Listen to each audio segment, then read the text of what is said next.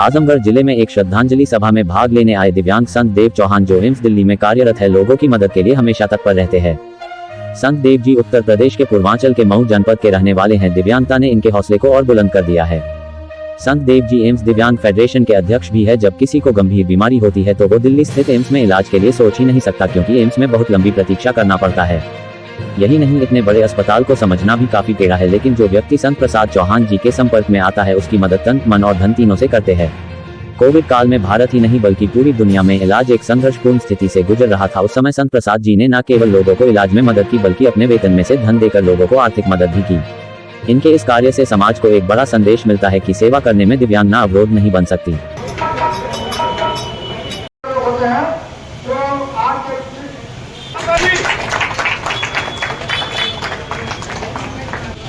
और उनको मैं चाहूँगा कि हमारे युवा मंच हम लोगों के बीच में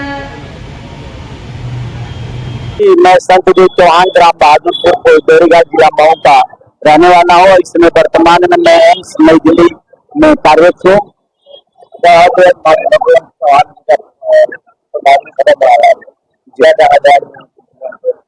जी 80 के दशक में स्वर्गीय माननीय सत्येंद्र चौहान जी ने हमारे चौहान समाज के लिए, पूरे पूर्वांचल के लिए जो 80 के दशक में काम उन्होंने किया था, आज उस समय जो है जो हमारे समाज की थोड़ी दुर्दशा थी, चाहे वह थाना हो, पुलिस हो, चाहे राजनीति हो, चाहे शिक्षा हो, उसके मामले में हम बहुत कमजोर थे। माननीय जी सत्येंद्र चौहान जी आजमगढ़ के बलरामपुर गांव से पैदा होकर के अपनी युवा अवस्था में ही समाज के बारे में चिंतन और मंथन करने लगे। यह समाज के लिए बहुत गौरव की बात है, जिसे आज समाज बहुत गौरवान्वित महसूस कर रहा है। इस तरह समाज को उन्होंने आगे बढ़ाया और समाज उनको नहीं कहता रहा है, अब उनको याद करें। जहाँ तक समाज की बात रही, आज आप देख रहे हैं पूरे पूर्वांचल से मानिंद लोग जो समाज के एक वैद्य का काम कर रहे हैं, उनके बताए हुए रास्ते पे काम कर रहे हैं, उनसे सीखा है। जैसे मैं हूँ, मुझे अच्छी तरह याद है, मैं 4th क्लास में पढ़ता था, तो जब माननीय सत्येंद्र चौहान जी उधर जाते थे तो कहते थे, बेटा तुम क्या करते हो? मैंने कहा साहब अभी तो मैं 4th क्लास में पढ़ता हूँ, क्योंकि मैं पैर से दिव्यांग हूँ। इसलिए उन्होंने कहा कि अगर आपको आगे बढ़ना है तो सबसे बड़ी कुंजी है वह शिक्षा की कुंजी है, आप पढ़ाई करो। तो इस तरह के काम माननीय जी ने किया।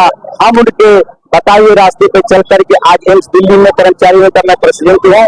इसलिए मैं कह सकता हूँ कि पूरे पूर्वांचल में जो अलग जगाने का काम किया, लोग समझ रहे हैं। यह बात सही है कि धीरे समझ रहे हैं। और आप देखिए अपार भी जो मुख्य लोग पूरे पूर्वांचल से आए हुए हैं, जो उनके बताए हुए रास्तों पे चौहान को आगे ले जाने का काम करेंगे।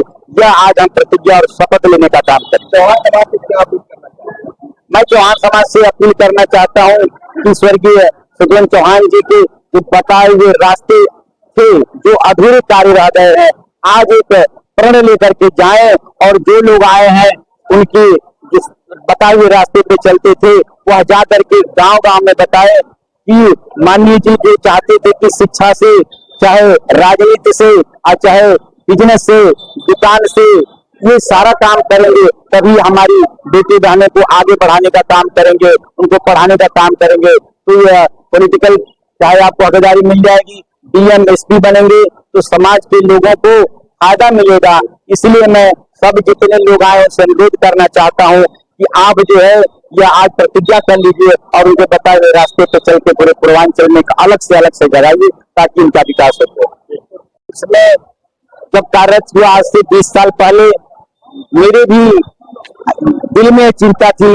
जब मैं वहां देखता था, साइकिल से चलता था, वहां पे लोग पूर्वांचल के जाते थे तो उनके प्रोनाउंसिएशन से पता लग जाता था कि अल्लाह राय आजमगढ़ मऊ बलिया के लोग हैं। तो मेरे दिमाग में आया कि क्यों न हमको, जिस मिट्टी से जन्म लेकर के मैं एम्स देश का सबसे बड़ा अस्पताल है जहां मैं आज कार्यरत हूँ, जहां मरीजों के लिए लंबी लंबी डेटे हैं, लंबी लंबी कतारें हैं, इसलिए मैं मऊ का रहने वाला हूँ। पूरे मऊ में 750 गांव में प्रधान, बीडीसी सबको पत्र लिख करके यह अवगत कराया कि आपके गांव में कोई बीमार हो तो वह दिल्ली भेजो। इसलिए तब से निरंतर तौर से लोग हमसे कंसल्ट करके लाभ ले रहे हैं।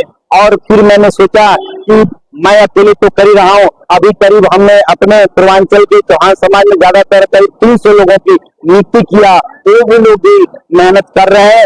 और मैं समझता हूँ सरकार से भी मैं डिमांड करना चाहूँ, कई बार प्रधानमंत्री मोदी जी से भी हमने आग्रह किया है कि पूर्वांचल में एम्स की तर्ज पे हॉस्पिटल होना चाहिए, ताकि वह गरीब आदमी जो कैंसर हो जाता है, टीबी से पीड़ित है, जो अपने औरत का गहना गुड़िया खेत बाड़ी बस बिखे रख करके आता है इलाज कराने, और यहाँ पे रुकने की दिक्कत होती है। अभी हाल ही में गोरखपुर में एक हॉस्पिटल खुला है एम्स, उसमें लोगों को लाभ मिलेगा।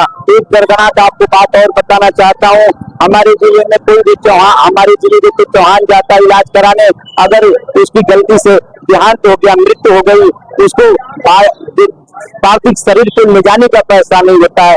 इसलिए मैं पार्थिव शरीर अपने सैलरी से अब तक 100 पार्थिव शरीर को भिजवाने का काम किया है।